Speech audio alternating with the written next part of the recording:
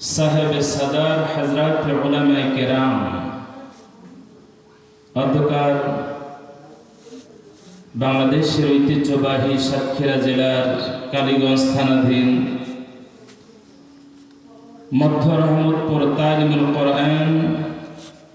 নূরানী হাফিজিয়া মাদ্রাসা committee এলাকার ইসলামী যুব সমাজ কর্তৃক আয়োজিত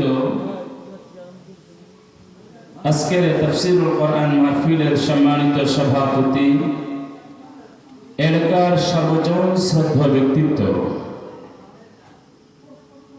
যার দু চোখে এ মাদ্রাসা নিয়ে অনেক স্বপ্ন, অনেক আশা,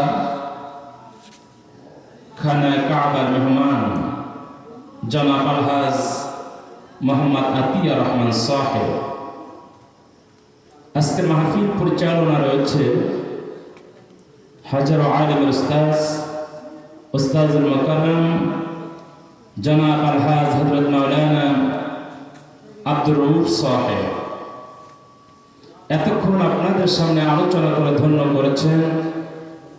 বিশিষ্ট ইসলামী চিন্তাবিদ, প্রখ্যাত আলেম দ্বীন জনাব আলহাজ হযরত মাওলানা নুরুজ্জামান হাবিবি সাহেব, জনাব আলহাজ হযরত মাওলানা আইয়ুব হোসেন আনসারী সাহেব সহ সম্মানিত উলামা হযরত।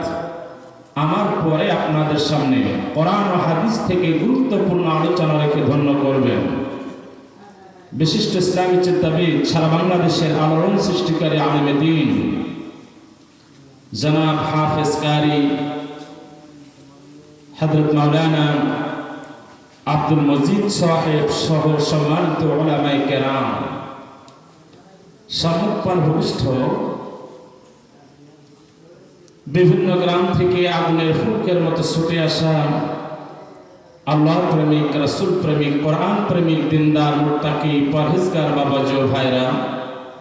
পর্দার অন্তরালে অবস্থানরত মা ও বোনেরা, আমি আবারও